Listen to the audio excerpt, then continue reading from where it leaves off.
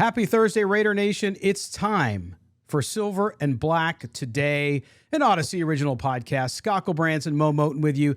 Thanks for being with us. Do us a favor. Make sure you subscribe to the show. If you already don't do it, don't go out and have to get the show. Just subscribe to it. It'll be pushed right to you. And every time we drop a new show, it will be delivered right to your device. So go ahead and do that.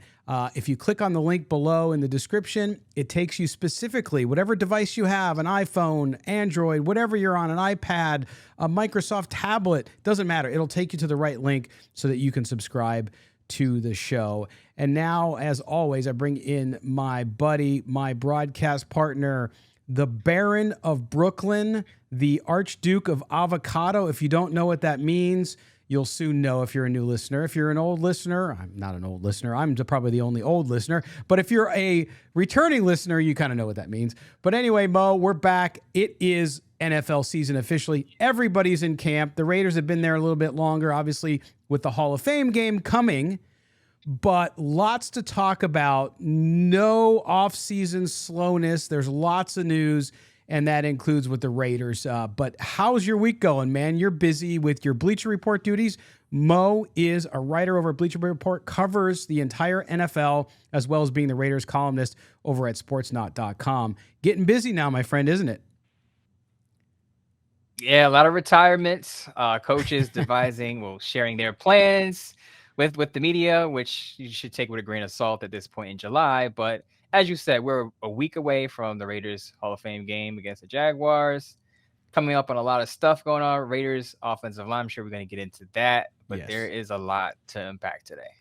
Well, and Mo, let's switch to that because obviously some news, and you talked about retirements in the Raider camp as well. We heard earlier this week, Denzel Good. So the Raiders already question marks on offensive line.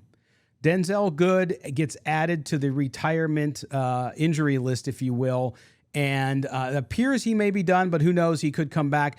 This goes back to, and I didn't bring the image with me on the show tonight, but I should have, the Mostradamus image where you talked about Denzel Good, and you even took some heat from some people, but you called it. You said, hey, listen, at his age, I'm 52. He's 31. I know that relatively is young, but in football years, especially for a guy in the trenches, coming off that kind of injury, nothing was guaranteed. And so you called attention to that and said, hey, we're going to have to see what happens. And sure enough, he can't go. Good dude. We wish him the best. But this kind of throws the plans and all that you and I have talked about on this show when we did the position breakdown on offensive line. This kind of throws a little monkey wrench into all of it. And we now have to consider what the Raiders are going to do and some different rotations there at offensive line. Yeah, just full disclosure, Denzel Good basically said he wants to turn his focus to this, and football wouldn't let him do that. So he wanted to just take some time away from the game and turn it to the things that matter, aka your family. So we wish Denzel Good the best, but as you said, I felt like he was a bit of a question mark. I left him off a lot of my 53-man depth charts because I feel like the injury would factor into his recovery, and being a 350-pound man coming off of a torn ACL, I felt like he wasn't a guarantee, although some people felt like he was a lock to start at right guard. Now, if he hadn't retired, then maybe he would have been the right guard. But the fact of the matter is now the Raiders have to have plan B. That plan B looks like it could be Lester Cotton, who's stirred a lot of buzz. Richie Incognito, who also retired this offseason, sung Lester Cotton's praises, and I think it may be time for him to make a move up the depth chart. Yeah, and the thing with Lester Cotton, I want to caution people there too, because when I was at camp, the first camp 2020 in Las Vegas, the guy looked amazing, right? He was out there. It was during the COVID year, and he looked great. Last year in training camp, also good buzz about Lester Cotton as well. So again, here we are. Now, I'm not doubting that he can step up because I've always liked him. You go back to Hondo Carpenter over at SNI, him and I sitting on the sideline saying, man, if this guy can put it together, he really could be a difference maker for this team on an offensive line that had so many question marks even then. But it's early, right? So we're seeing, with all due respect, we're seeing reporters talking about how Lester Cotton looks great and all this kind of stuff, but we've been there before. It's going to take a little more time to see, and even some game action, I think, to do that. But this certainly throws the positioning into a little bit of a tizzy, as I said earlier. And you dare, Mo, to tell people that, hey, you know what?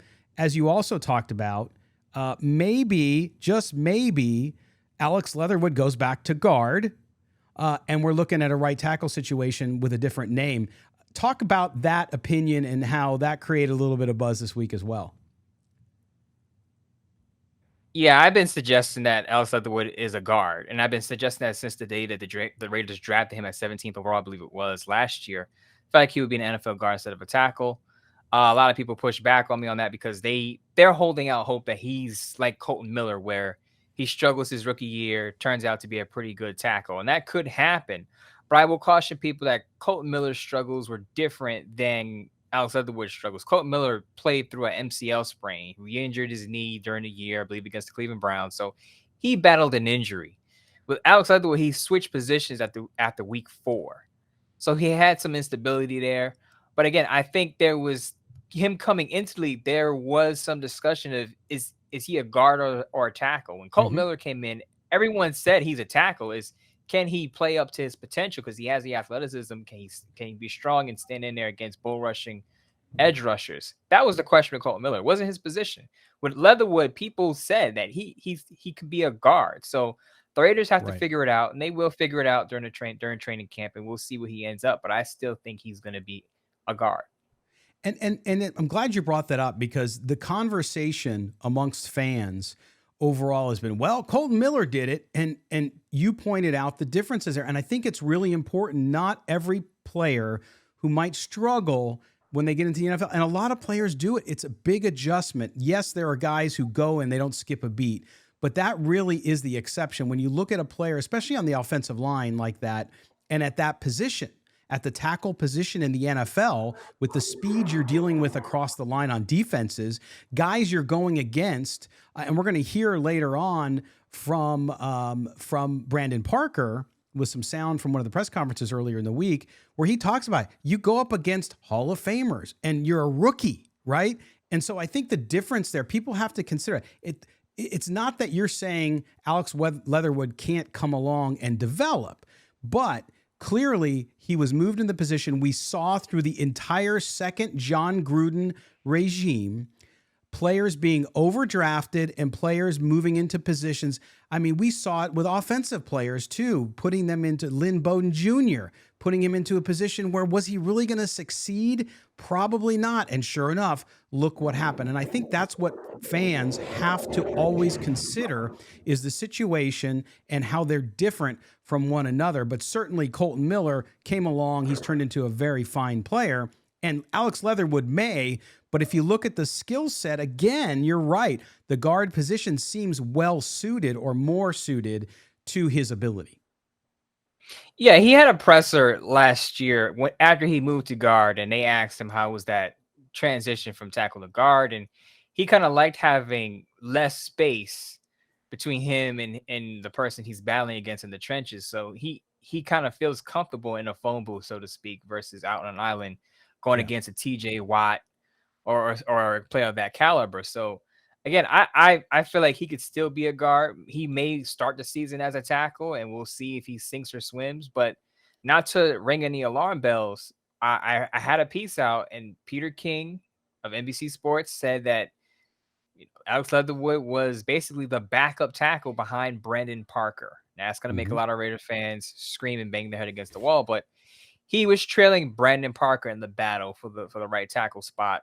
Vic Tafur of The Athletic also said that, basically Alex Leatherwood is not a lock to start there, because based on his observations, Brandon Parker had more reps as a starting right tackle than Alex Leatherwood. Now, that's a lot different than we heard out of OTAs. At OTAs, we heard nothing but, okay, Alex Leatherwood is getting most of the reps with the first team. He's getting all the reps with the first team at right tackle. But I find it strange to get to train where there are more eyes on the Raiders practices. And now we're hearing that, oh, maybe he's the backup now. Yeah, and some other names too, Mo, I want to talk about. Fans have been really, because there's been some good reports around the hustle and the work ethic of draft pick Dylan Parham. He's come out, but what we hear out of camp with him is they're moving him around a lot, kind of searching for where he may offer some value. What about him and what we've heard? We've seen him play at right guard, right? And we've seen him move around. So clearly, with a rookie coming into camp, the coaching staff is looking to see and find out where he might develop and where they might use him. What are we hearing so far about Parham and what he may be able to do for this team on that offensive line? Well, I think as of right now, he's getting a lot of the backup reps at the guard positions and at center. It seems as though Andre James is going to be the starting center, but Parham could push him if if it's close during training camp. But I think Parham's best shot to start is probably at the right guard position where there's a vacancy, because it seems that right now his top competition is Lester Cotton, because from what I've read and heard, Alex Leatherwood hasn't got any significant reps at right guard yet. So they seem to be trying him out at tackle for now. But we'll see what happens. Again, we're just in July right now. There's a lot of ways to go. But Parham, as far as he goes, I think he can wind up being the right guard. Because I think James is at a center. I think at left guard, you're going to have John Simpson. They have the experience there. They got a year in as full-time starters. Parham was a right guard last year. He started off as a left guard at Memphis, moved to right tackle, I believe, his junior year, then moved to right guard his last year. So he could pick up some momentum from his senior year at Memphis and actually win that job, especially now that it's wide open. And Lester Cotton has 5 career snaps on the pro level. He's been on and off the Raiders practice squad. So it's not like Dylan Parham has to go over anyone experienced or a star right guard to get that position. Now, the good news, Mo, is it's early. They just got into pads this week. And so there's time, and we're going to have to see what happens over the next week. But next week, they're going to roll into what is a game week, right? For a lot of these young guys and a lot of these positional players where they're trying to figure out where they're going to fit them in. And so I think as we head towards the game in Canton next week, we'll know a little bit more. But early on, how concerned, I mean, with Denzel Good stepping aside and retiring, you look at this, there was concerns going in. Now you're a player down. And the Raiders have made some minor signings, nobody of note. But at the same time, the worry is still there. Now you have one body gone. Yes, he was a question mark, but he's a veteran. When do Raider fans need to get more concerned if we still hear of a lot of guys moving in and out in rotation as we head further into camp? I wouldn't be concerned until it's the last preseason game before cuts and you're still wondering who's your right guard, who's your right tackle. If it's not clear by the end of August, then you have a problem, because whether Denzel Good had been on the roster or not, I circled right guard as an issue, because as I said, you just can't count on a guy on the wrong side of 30 years old coming back from a torn ACL to play at tip-top shape and right guard. I feel like that position was going to be question mark anyway.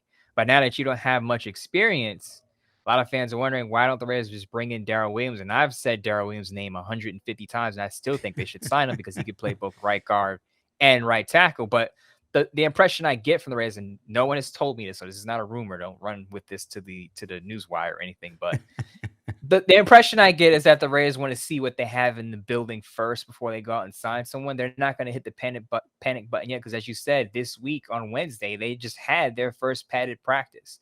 So there's really no reason to panic yet until you see what guys look like in full pads and maybe get them in at least one preseason game. And the Darrell Williams situation, and you have for weeks talked about Darrell Williams on this show. You said, hey, here's a guy. But now you're going to start with all of the teams in camp. You're going to start having injuries. You're going to start having these retirements or teams moving on from offensive linemen. We've already seen it in other spots. How long is Darrell Williams going to be out there? Who knows? Because we don't know why he's still available. And a lot of people saying, well, if Darrell Williams is that good, and I say to those people, why are you assuming? How do we know Darrell Williams doesn't have 5 offers on the table and he's his time? Right. Some guys just don't want to be at camp. Some guys purposely wait because they want to skip OTAs and mandatory minicap, and they just want to get in later because they're older vets. And some guys are just contemplating their options. Chris Harris Jr. came out recently and said he has 5 teams interested in him, has not signed with the team yet. So let's not assume because Darrell Williams is available that no one wants him. He may have multiple offers, and he just may be biding his time. Yeah, and that's it too. I think fans panic, right? Because they want to know their team's going to go into the regular season at full strength and feel good about it, especially this Raiders offense, which everyone is excited about, and they should be, right? To be clear. At the same time, you're right. There's time here. And yeah, a Darrell Williams would be great, supposedly, if he's in great shape and he's healthy and all that stuff. But we'll have to see what happens. The other thing, before we go to the first break, Mo, too, we're also hearing, and it's hard to know because we're not on the ground there, but we hear a lot of talk about the Raiders secondary again. And some of it's been very positive, and then some of it's just been kind of, that's the same question mark we don't have. I think we need a few more days. There's been so much focus, I think, in coverage of the Raiders around the offensive line and some of what's happening there with the offense. And, of course, Devonta Adams being in camp, and, of course, Mac Hollins being the jokester that he is and the unique guy he is. We've heard a lot about that on Wednesday. The special teams guys had a press conference, and there was jokes told about how they talk about animals together, all kinds of crazy stuff from Daniel Carlson, who's a funny dude. And so you get that, but I think that's what we need to also watch out for. Those two key areas, offensive line, which we just spent a whole segment talking about, and then that defensive backfield, which I just we haven't gotten a lot of information from eyes on the ground yet. Yeah, it's as you said at the beginning of the show, it's still early. No need to hit the panic button yet. Until the only time you need to hit the panic button if, God forbid, one of your star or key players goes down with a serious injury. Yeah, that is the only time you need to panic at this point, because during the summer, this is the time where you now experiment with what you have and where these guys can play, because you're just feeling it out. So I would say if you're hitting the panic button now, just give it a week or two. Give it 2-3 weeks maybe. Yeah, and all right, we're going to step aside. Well said. We're going to step aside for our first break. When we come back, we're going to, again, yes, Mo started another firestorm. He's good at that. Have you noticed? So when we come back, we're going to talk about that, and that has to do with, to me, the two words that define this camp for the Raiders, and it's an incredible positive. Okay, and that is focus and discipline. So when we come back, we'll go through that. We'll talk about Mo's latest piece where he wrote about this, which also caused some angst among some of you. And we'll get to that when we come back. Again, make sure you subscribe to the podcast. You find the link below, whether you're listening to us audio-wise, wherever you get your podcast, you can link right to it there. Or if you're watching us on YouTube, it's listed below in the description. Also, for those of you watching, I'm wearing the new Silver and Black Today Show t-shirt. Yes, merchandise. You can click on that below, too, if you'd like to pick up one of these puppies as well. All right, we'll be back in just a minute here on Silver and Black Today, an Odyssey original podcast. Do not go anywhere. Black Today, an Odyssey original podcast. Welcome back. Mo Moton, Scott Gulbransen with you. We are talking Raiders football, as we always do, 2 times a week, soon to be 3 times a week. So make sure you subscribe below. Whether you're watching us on YouTube or you're listening to the podcast, there is a link below. We'll take you right to that. Make sure it's just delivered to your phone. That way you don't have to do it. That way, Tuesday, Thursday mornings on your way to work, you have us. You can queue us up in the car, where you're on the train, you're on the bus, however you're getting to work, you can do it there. But we are back. We are talking Raiders football. And this segment, just like we did on Tuesday, Mo, you're out there creating trouble. You're out there. It's like you're swinging a chain and you got a brass knuckle on your left hand. You might have a knife in your back pocket. You're out there. You're just ready to fight. So Mo wrote a piece up on sportsnot.com about the Raiders and the differences and how the victim mentality. Now, I don't know that I can't remember if you wrote that specific term in the story. I think you did. And you and I offline have talked a lot about this, and I've gotten into arguments with great fans, people who listen to this show, people I love, but I've gotten into arguments with them, and a lot of them throw back in my face. This is about penalties. This is about discipline. The show I did a couple years ago, and I actually had the Ethical Skeptic, where he did the data to show that that there was a bias against the Raiders. I still believe that some of his research is true. But when you look at what has happened with the Raiders in recent years, that seemed to have subsided. Are there bad calls against the Raiders? Yes. Are there bad calls in the NFL in almost every game? Yes. But you wrote about this and how under Josh McDaniels, last show we talked about how their image may change right? No longer the outlaws, the bad boys, if you will. Now, this idea of bad penalties, which we saw a lot of last year. You talked about that and said, hey, guys, Josh McDaniels isn't going to, first of all, put up with that. They got guys running laps when they drop snaps. We heard that from Derek Carr last week, correct? Mm-hmm.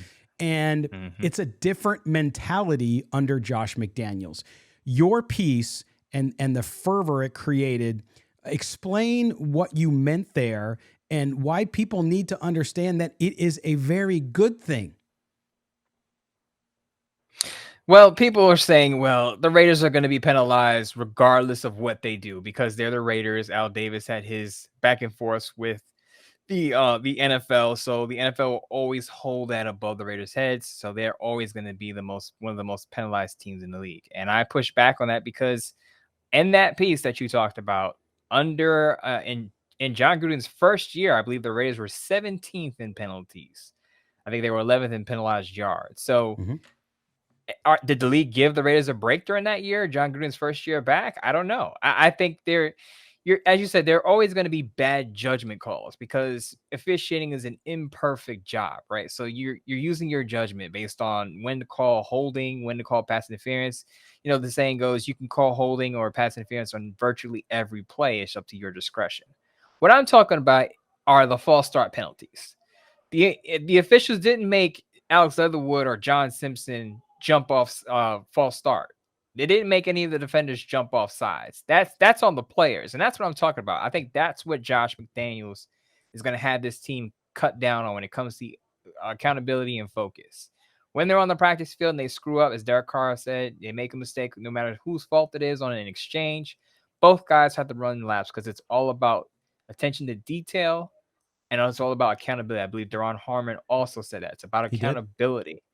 So when it comes to that, people are going to shift the blame over to officiating. And I would say there are penalties, and we saw this a lot last year. There were penalties where you cannot blame the refs for those. It's all on the player. And I think that's, again, what Josh McDaniels is trying to ingrain in these players, that you screw up, it's on you. Don't look to the next guy. Don't look to the referees. Fix it and move on. And I think both, and you said this, I think you were having a conversation with somebody online, and I thought it was brilliant, which was both things can be true. Could the Raiders have had a bias against them in the past? Yes. You talked about Al Davis and that whole Maverick mentality and all that stuff. Absolutely. Right. But could that have changed at some point? And I look at the numbers here, Mo. I'm looking down at my notes here. Last year, they were number 2 in penalties in the NFL, 124 penalties. 2020, they were number 10. In 2019, they were 3rd. So out of the 3 years that John Gruden, I know he was fired early into last season, but still his staff, 2 of the 3 years, they were top 3, and they were top 10 in all 3 years. Now, you go to Jack Del Rio, 2018, 2017. Under Del Rio, they were middle of the pack in 2018 at 17. In 2000, oh, sorry, that was 18, yeah. And 17, they were number 9. So they were top 10 in 17. So you can see that it's not just the team. It has a lot to do with the coaching staff, the mood, the discipline. John Gruden was not just a disciplined, he seemed like a disciplined coach because he liked to yell and he was Mr. Rah-rah and all that kind of stuff. And he say funny things at the podium. But it didn't translate. And I was struck by, because as I was pulling sound and video for the show, I wanted to talk about offensive line. And Colton Miller, who we don't hear a lot from, by the way. I totally forgot even what his voice sounded like, Mo. But Colton Miller talked about this, and I think listen to what he says here about mistakes they've made and the focus that they have in camp this year. I think it's very key. So here is Colton Miller. We want to eliminate self-inflicted penalties. So we try to really focus in and for our own accountability. If we have an issue, then we take a lap. We don't say anything. It's just next man up. It's not stop practice, this and that. Just you just got to be more. We hold each other to a higher standard. So that's how we're trying to execute that. Seems like that's. Hold each other to a higher standard, right? And one of the things I complained about on my show here when I was on Raider Nation Radio and before that was that I always felt that John Gruden, even though his press conferences could be funny and you'd find little quips and moments, there was always a lot of excuses. And any organization that you lead, I don't care if you're the editor at Bleacher Report that you report to, Mo, or if you're working in a factory, or you're a construction guy on a site and you have a foreman. Teams take on the personality of their leaders. And so I think while maybe these players didn't verbally make excuses, it clearly there was a lack of discipline. And you heard Colton Miller talk about accountability and dumb mistakes. And it's a focus for Josh McDaniels because he saw it. He inherited these guys, and so he clearly came in and he set a different standard, and the guys amongst themselves have also set a different standard. The fans can run with the whole conspiracy theory that no matter what the Raiders will be top in the league in penalties, but the players and the coaches understand that you have to be accountable for your mistakes. False starts, offsides, personal fouls, interference calls. You have to be accountable for that because no one's going to say, well, throw your hands up. It's all the ref's fault. It's not your fault. It's all the referee's fault. Don't worry about it. Because to me, that not only is that a victim mentality, it's a loser mentality. Because what you're saying is when I do wrong, it's not my fault. It's someone else's fault. It's their fault. It's his fault. It's her fault. No, you have to own up to your mistakes. And I think that's what Josh McDaniels is trying to do with his players. And a lot of people say, well, don't other teams do that, run laps when they make mistakes? And I will answer and say, well, obviously the Raiders weren't doing it enough because you're hearing these Raider players come out and say it's a new field because it's all about accountability now, which means that John Gruden and his staff weren't drilling them on that. And at least not as much as Josh McDaniels and his staff are doing right now at training camp and trying to set a standard. And you heard the S word that he said, setting a standard, a higher standard. So he's telling you is that there's a new sheriff in town, and he's trying to establish a certain culture and a certain level of accountability and a certain standard level that they have to play up to. Absolutely. And that's key because if you're going to build a winning culture, I don't care what business you're in, football or not, you have to set that, and they have to be very high standards, and no one is exempt from that. I don't care if you're the richest, highest paid player on the team or you're a practice squad guy. Everybody has to be held to the same exact standard. And again, I remind people, when people were worried, oh, the Patriot way, I don't want that with the Raiders. It's not the Patriot way, actually. It is excellence. It goes back to what Al Davis actually talked about and coined the phrase commitment to excellence. It is not accepting anything lower than the best. And that has to be at practice every day. That has to be in how your PR staff acts, how your front office staff with the new president acts. All that stuff has to be even. Okay, it has to be something that is ingrained in everyone in the building, whether they're on the field or off. The weight trainers, the equipment staff, the janitorial staff. It doesn't matter. You have to have that permeate your organization. Another person we heard from, one of Raider Nation's favorite. I've always liked the kid. I think I actually had the first interview with him after he got drafted on our show back on CBS Sports Radio when we were on CBS Sports Radio. And that's Brandon Parker. Brandon Parker, we've been hearing a lot of good buzz from camp again. Again, take it with a grain of salt because it's early and they just put the pads on. But Brandon Parker touches on it. He touches on this. And also what I like about this, and I think this might seem like a little bit of a divergent point, but it does go back to what we're talking about, Mo, which is Brandon Parker talked about criticisms of him and the offensive line and the fact that they hear it, right? That they hear it in social media. And I like what he says here, and I'll tell you why in just a minute, because it goes to discipline and a commitment to being the best. And here's Brandon Parker. I just think, for one, way too many penalties, way too many false starts last year. I hurt my team in that way. And with the new staff coming in, we have a lap every false start we have, which helps kind of straighten up, And then a lot of holdings, too many sacks, and a lot of that stuff just finishing that last little bit. So that's what I've been trying to focus on, just finishing with better emphasis.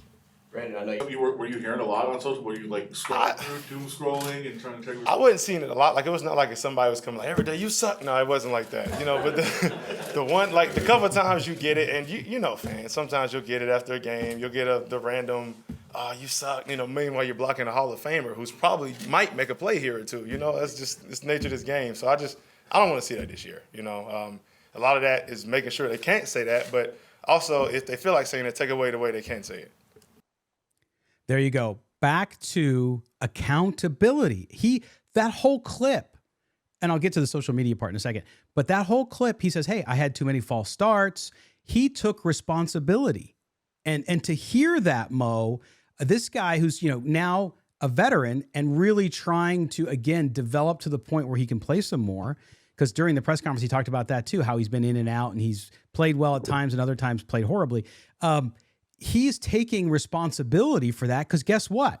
There's nothing less. But isn't that refreshing to hear that he's stepping up and saying, look, here's what I did wrong. He's telling the reporters, this is what I did wrong and this is what I have to do to correct it. You know what I didn't hear him say? The referees are picking on me. They hate the Raiders. I don't know what I'm doing wrong. Yeah. No, these players know when they're screwing up. They know when it has to do with their technique. They know what they have to fix. And they're not blaming anyone for it. And they're not saying, well, I don't know what the problem is. These guys are coming into this and saying, coach me up, basically.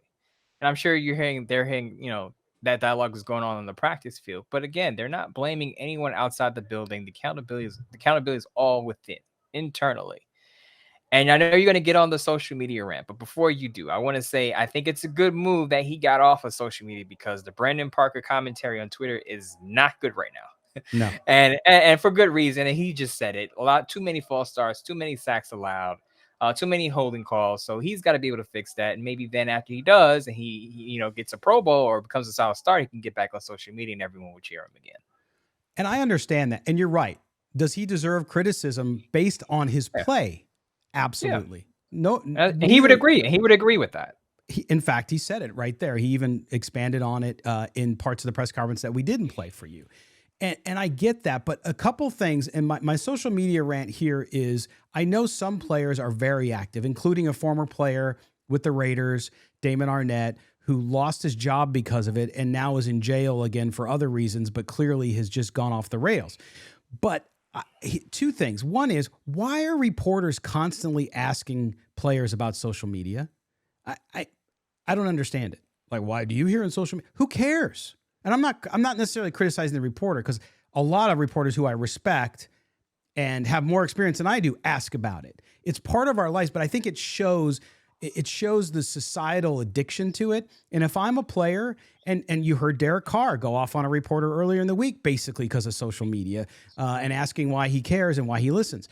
So to me, I know it's the public square, so to speak, but I think under this staff as well, not only are the players smart to say, you know what, yeah, I'm not going to pay attention to it anymore.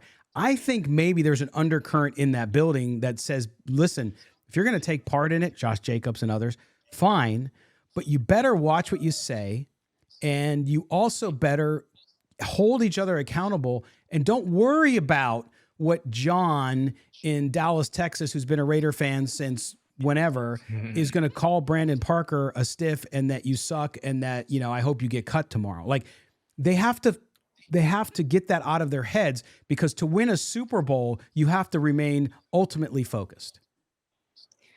I've said this the past few years, and I felt like, now Derek Carr can do what he wants. It's his social media account. And I know Derek Carr, he will block you in a second.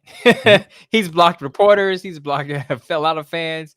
But I just think for the most part, if I'm a player and I don't want to hear criticism throughout the year from people who can't do what I do, I would either get off of social media, or I would just be able to just tune it all out. Get to a point where you're like, all right, if it's not positive, if it's not constructive criticism from someone I respect, then I don't want to hear it. I'll block you. And I think that's the approach Derek Carr has now. But I think if Derek Carr gets to a point where he consistently listens to the outside noise, he should go the Brandon Parker route. Now, of course, he's a lot better player at his position. Of course. But if he's going to be sensitive to the criticism, just forget social media. Even if you want to just get on the social media for the off season and then get off of it during the season, I know a lot of players do that. They'll get off during the season while they're in play. I think that's the best mode, to just lock in. And I know LeBron James used to do this during the playoffs specifically. Right. But in a 17 game season, you can do without social media for 4 or 5 months and get back on it in the off season if that helps you focus. Sure. And guys have business interests, which they use social media to sell. They have sponsorships. They have brands that they're pushing, all that kind of stuff. So I understand it. I'm not saying that that players should never be on social media, but I think that focus, that accountability is something that's huge. And if you guys are really going to make a run at a championship, then they need to focus on what is important. And some guy who's just a fan who gets emotional, because I get emotional as a fan, that happens. They're going to say things that they would never say to your face, right? And we get that. And so it's just refreshing to hear. And again, I defended Derek Carr when he said he blocked people, because I'm like, okay, if you're going to be on social media and you want to keep it positive, then you got to block out that stuff, right? Because that guy's never played quarterback in the NFL, so he might criticize you, but it's not going to help you get better. So I've defended him on that. And in this case, I like him, Brandon Parker, going a little bit cold turkey. All right, we're up against our second break. When we come back, we are going to delve into the world of fantasy football. Yes, the Silver and Black Today Fantasy Football League is here. We have a full league. We had such heavy response, and I'm sorry we couldn't get everybody. We might end up doing a second league for some of you guys. We'll get back to you on that one. But we have 12 teams to unseat Mo, to teach him a lesson, to give him some humble pie, and to join us to talk about that, because he's part of it, and he's going to come on during the season and talk about fantasy football, is my old broadcast partner, Kelly Kriner. Kelly's going to come on after the break. We're going to talk about the league. It'll be fun, I'm sure. And then we're going to meet the people in the league. We got a special video for you to introduce you to that. So don't go anywhere, Raider Nation. We are going to be back here on Silver and Black Today, an Odyssey original podcast. Thanks for joining us. Reminder again, subscribe to the show, whether you're doing it on audio, doing it on YouTube. There's links below in the description.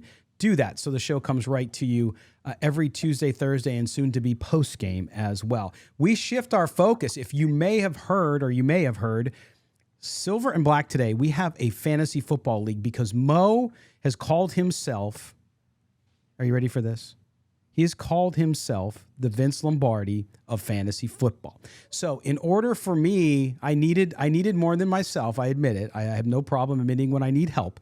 I talked with Kelly Kriner when I was in Las Vegas. Kelly Kriner, who joins us now. You can follow him on Twitter at Rating the Draft.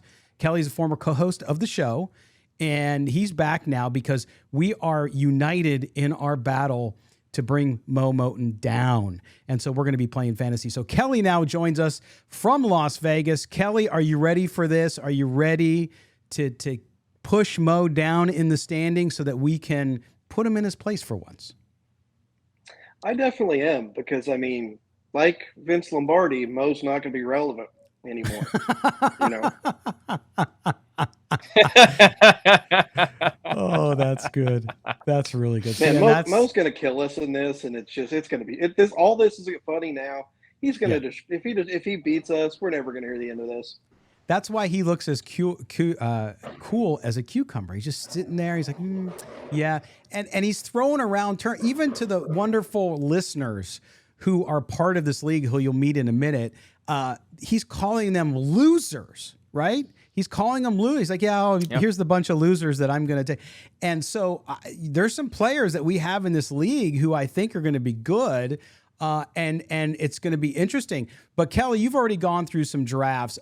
When you think about what we need to do in order to at least give Mo a run for his money, and people are out there getting ready for their own fantasy football leagues, what's the best way to get up to speed, to get ready, especially if you're in a league with someone like Mo who has quite a few trophies in the trophy case? Well, the best thing to do is not listen to anything that you hear coming out of training camp, because you're going to be drafting nothing but the next big sleeper guy, because that fourth running back on the roster is going to look really good for 3 more weeks. There's always a handful of guys that will beat their ADP. They're boring to have on your team. Nobody has fun drafting Brandon Cooks. Brandon Cooks is a great fantasy wide receiver because you can pencil him in. Woods going to Tennessee. Woods was always one of my guys. He was always going to beat his ADP. Now in Tennessee, who knows? But there's always a handful of guys out there that nobody wants to draft. They're boring. but they're good fantasy players, and it's what you need to build around to win you a fantasy championship. There you go. And Kelly, when you look at this, because we'll hear from Mo in a minute, he's just waiting to drop some bombs on us here in a second. But when you look at fantasy football, and you've played a lot, I've played a lot, I've had some success here and there doing it, but you guys are much more serious players than I am. For those out there, what's the kind of theme this year when you look at how the NFL's changed? Some players, some big players have changed rosters. They've changed the city in which they play. When you look at this year's fantasy football crop, and for those guys coming in to play us in this league, what are you going to pay attention to, and what has changed versus last year that you want to pay attention to? Well, wide receiver is getting more and more important to have. In the past, it was always, your first couple picks, you wanted 2 running backs, at least 2 out of your first 3. But with teams going more for passing, you're seeing wide receivers creep up. You're seeing, some of those running backs who don't catch the ball out of the backfield, they're sliding down. And with the number of teams that have backfield by committee, the workhorse running backs are still your top picks. But instead of having 4 or 5 of those guys, now there's maybe 2 or 3. So you have to adjust to that. You have to be willing to take wide receivers earlier than maybe you want to, and grab a couple 2 or 3 running backs to find out, okay, which one's going to pan out, which one's not. But you need to have them on the bench so that way, whichever one from, say whoever ends up getting the job for the Texans or whoever, somebody like that, if you have the option, you can keep them. The second you realize that this isn't going to be the guy, you got to drop them. You can't hold on to guys like that and clog up a roster spot. So the main thing is, don't love your draft picks too much. You got to realize that, hey, I thought this was going to do something. The second you realize it's not, you got to let them go. Yeah, amazing. So Mo, you've talked a lot about your prowess in fantasy football. Now, you cover the entire league. And Kelly, I think you and Kelly are the 2 people, even though Kelly's not a sports writer, Kelly bets football, so he keeps track of everything. What has been your secret to success? Secrets you want to tell us without giving us an edge to beat you, but why? What is it about fantasy football and what you do for a living that helps you actually succeed in that? It's very basic, but I think a lot of people lose track of what's going on around the league. A lot of teams, especially, this is true for people who are fans, hardcore fans. So if you're a Raider fan watching this podcast, I'm talking to you. Some people only pay attention to their team, so they don't know much about the Vikings' second wide receiver or third wide receiver, or the Carolina Panthers' second running back. I'm just using those as examples, but keep track of what's going on around the league. Things are changing every day. Guys are going down with injuries. Coaches are talking about workloads. Of course, you don't want to listen, as Kelly said, you don't want to listen too much to what coaches are saying right now, but make sure you're looking at what's going on every single day, what the depth chart looks like, what guys are talking about, how their workload is going to pan out. But I do want to ask Kelly a question. What burner account are you going to use to ask me fantasy football questions before I beat you by 58 or more points? Maybe he already is. Well, no, anybody that knows me knows, because when I first started doing the radio station, I had a different Twitter account, which somehow got deleted. Hell, I don't even know what happened with that, but who cares? But I couldn't keep those 2 straight, so I would pull the Kevin Durant, and I would tweet from the wrong thing or something every once in a while. So I'm not even going to waste my time trying to do that. Here's my thing, and I do it with a lot of stuff, is I will listen to advice and stuff from people. I'm not taking anybody's advice over mine on anything. You know what? It might not be the best call, but that's, I can listen to stuff like, oh, yeah, I understand that. But if I don't agree with it, or if I'm on that side, I'm not listening to it. Interesting. Now, said, go ahead, Mo.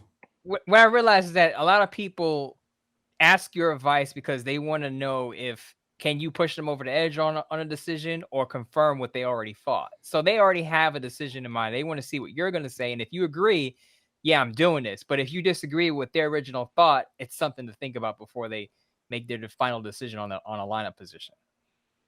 Oh yeah, there's definitely times where you can bring up a point, or you can, especially like you said earlier, even me who I keep up on this stuff, I'm going to miss stuff from here. I'm going to miss stuff from like, say the coach says, oh, somebody didn't practice today or something like that. I'm going to miss things like that. So, I mean, there can be stuff that can kind of help you in that decision and everything, but it's like, and I will listen to that and I will factor that in there. But like, if you say, hey, you've got to start this guy on Sunday, I'm not just going to blanketly do that. You know, I won't make a bet like that. I won't do a fantasy thing. I want to like stock picks and stuff. I have friends that are stockbrokers. They can give me an idea. I ain't just going to blanketly buy something, you know? Yeah, and you get Mo, like you talk about too. I see people during the season constantly tweeting at you questions because you write fantasy columns too, right? So people are asking you, who should I start? And I always can tell though, you get the confirmation bias folks. Or like they think they should start that player, and if you say it, then I was right? So they look for that confirmation, which is really interesting. All right, what we're going to do now too is we're going to meet the guys and gal who make up the losers. What's that? The losers. The losers. Go ahead, bring them up. We're gonna meet the rest of the league. So it's me, it's Mo, it's Kelly, it's our producer David Stepanian. So that's the 4 in-house people, and then the rest are listeners. So here they are. Here is the rest of the Silver and Black Today Fantasy Football League. What's good, Scott, Mo, Silver and Black Today? My name is Cameron Inge, better known as Cam Archer to all the Raider Ramble subscribers who read that. From San Bernardino, California, I'm here to take this fantasy football crown this season. Let's get it. What's up, everyone? This is James Owens, a.k.a. Slow Jam James, looking to take some more fantasy football hardware. Thanks for the opportunity. Let's go. Hey, Raider Nation. This is Rossi in Australia. Excited to be a part of this fantasy, and Nostradamus, but you didn't see this guy coming and winning your fantasy league this year. Hi guys, it's just Wendy. I just wanted to say hello and tell you I'm all about the defense, and I hope you all are willing to go down easy because I'm going to hit you hard. Thanks. What's up, Scott? What's up, Mo? This is Mike Moisa from the Bay Area. Been a Raider fan my whole life. Thank you for the opportunity to join this fantasy football league. I'm about to win this, and I'm about to beat you, Mo. Let's go. Yo, what up, Raider Nation? This is your boy, Raider Infiltrator out the 559. Shout out to Scott Gulbransen, Mo Moton, and the whole Silver and Black Today show for putting on this fantasy football league, letting the fans get up in there. Mo Moton, I'm coming for the crown, baby. Ain't no running. Raider Nation, let's get it. What up, Raider Marcus from Oceanside, California, coming through to take down Mo Moton in the fantasy title. How's it going, guys? I'm Mike Cligg. I'm from Boise, Idaho. I'm a correctional chaplain, and I've been a Raider fan since the See Hands game. Looking forward to beating all you guys this year. Well, there you go. There they are, Mo. And boy, they all had some words for you. And I'm telling you, you watch out. Pastor Mike. Here's a guy who's a pastor in the prison system. Dude, he's got a higher power for him. I'm just telling you. Two thoughts here. James Owens, he's got to put that belt up. He did the video with the belt. He's got to put the belt on the line. Oh. I want that title that he was holding on his shoulder. Did you see his ring too? Yeah, he's got all the gold. I want that. If Kelly, if we're making odds out of just based on the video, I'm thinking James and his slow jazz voice, which I love. I love it. Slow jam James. He's got, just based on video, which I know is not much to go on. I'm liking James and I'm liking Pastor Mike. Yeah, anybody can buy a belt. Anybody can buy a belt, but how many people can earn one? And I think that's why James has to put that on the line. You just can't pop up in the video with a belt and not just say what your credentials are. You gotta be, worthy of that. Wow. But it's fun. I mean, those guys, they're all pumped up. They're all aiming for Mo. Even across the world, down under is gunning for you, man. They're gunning for you. It's going to be fun. I'm going to feel bad about taking down a pastor, though. My great-grandmother wouldn't love that, man. See, Kelly, he's already got a psychological advantage. Well, no, it's just, he's in the correctional facility. He's seen a lot of bad things. He could just chalk this up to something else. The defeat that Mo hands him won't be the worst beating he's probably seen in a while. Oh my gosh. Okay, so now we have to talk about. So we will Silver and Black today will have a trophy or of some sort. We'll have to take a vote on the league. Do you want a trophy? Do you want a belt? Whatever it may be, we'll figure it out. And so there will be that along with a T-shirt. I have one of the show T-shirts on if you're watching on YouTube, and we'll have one of these and a piece of Raider gear as well for the winner, because we believe winner takes all. The rest of us get nothing. But secondarily, Kelly, I think we need the spoils of war, of victory, that are humiliating. So amongst the four of us that are with the show, not so much the listeners, we'll let them go. But when it comes to, if Mo doesn't finish in first, we talked about it on the last show, Kelly, and he gag reflex. I think Mo's got to eat cheesecake with mint chocolate chip ice cream or cheesecake with pineapple pizza. He's got to do something like that, right? Well, I mean, just the cheesecake enough to me would be bad enough. I would never subject anybody to eating pineapple pizza. This is a fantasy league. He's not a war criminal. Yeah, it's funny because when you brought that up, because I was thought about having a side bet with Mo, because I'm on the same boat with him. I think mint chocolate chip ice cream, some of the worst stuff on the planet. Yeah, terrible. I was gonna say, just have a bet that I'd eat a pint of mint chocolate chip if he beat me, and he'd eat a piece of cheesecake if I beat him. But no, yeah, I mean, I think the cheesecake would be bad enough for Mo. Yeah. He said it last time. I said he's going to be like The Exorcist, where he's puking and his head spinning around. Yeah, Did you hear Scott try to double take him? He said mint chocolate chip ice cream on the cheesecake. You want me to die on the show? Like, seriously? That's ruining a good piece of cheesecake. But I can't sanction anybody eating pineapple pizza. I don't care what it's for. We're all in agreement on that. Yeah. We're all in agreement on that. It has no place in this world whatsoever. I'll disagree on the ice cream. The cheesecake, I agree too. So we're 2 out of 3. I'll take that one. But we'll come on every week and we'll talk about the results on our Tuesday show because of Monday Night Football, obviously. So for our Tuesday night show, we'll talk about the results of each game and all that. So Kelly's going to be back with us throughout, and we'll even bring Kelly on to talk some football, because no one's got the zingers and the subtle yet hammer over your head insults for players who don't play well as much as Kelly Kriner. So we'll have fun with that. And I have time on my hands, so.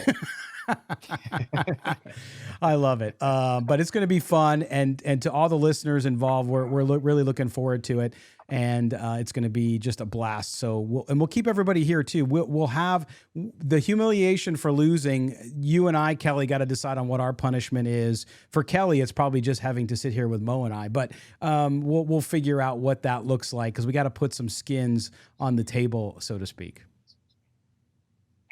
Yeah, it's going to be different, because usually if I'm in a fantasy league and something, it's usually money. So for this one, it's with all or nothing. I mean, it's Ricky Bobby, man. If you ain't first, you're last. So it's gonna completely change the way I draft my team, because the only thing I care about is beating Mo. I don't care about anybody else. So it's like you may see me do some things, be like, wow, that's interesting, because it's first or last, baby. And we'll see. The draft is coming up on August 5th, which is the day the Raiders kick off up in Canton, Ohio. So there's your little Raider tie-in. Before we go, Devontae Adams, clearly a first-rounder fantasy guy. Is he a top 5 guy? Mo, you go first. Or Kelly, you go. You spoke. Oh, sorry. Yeah. I have not seen him go first round in most of my mock drafts. He's a turn guy to where you're getting in that kind of 12 to 15 range in almost every draft that I've had. So, I mean, if somebody in our league wants to take him in the first round, that's cool. Go for it. It probably won't be me. But no, yeah, I've seen him. He's in that, that 12 to 15, that kind of turn area. Kelly's absolutely right about that. It's basically what I talked about on previous shows, that he's got to share those targets with Darren Waller and Hunter Renfrow now. So yep, I don't see him as a top 5 receiver either. If you're picking 11 or 12 in a snake draft where you get kind of back-to-back picks, then I would pick him up. But other than that, if you are 1 to 5, 1 to 6, 1 to 8, I'm not touching Devontae Adams. Yeah, no question. Funny stuff. Okay, cool. Well, listen, Kelly, we're going to say goodbye, and we appreciate you being with us. We'll talk to you next week. That'll be pre-draft trash talk. So we'll talk a little bit about going in, what we've learned early in camp, because our draft is coming just the second week of camp. So it is our opportunity maybe to get our listeners overhyped on people so they take them early. But we're disclosing on the show, so it'll be good. But Kelly, man, thanks for joining us. We're excited to have you back and to have you on throughout the season. Yeah, man, no problem. Just one thing before I go. I'll ask you this, Scott. What do you think happens first? I draft Jameis Winston or Mo drafts Zach Moss? Boy, that is a tough one. Boy, I'm going to say you're taking Jameis. I'm not drafting him. I can get him for free. He's not getting drafted. Yeah. You know, Kelly, where's Taysom Hill fit in all this? I mean, if you're in one of those leagues, like there's some of the high dollar, like professional leagues, they do a tight end premium now to where it's 1.5 points per reception.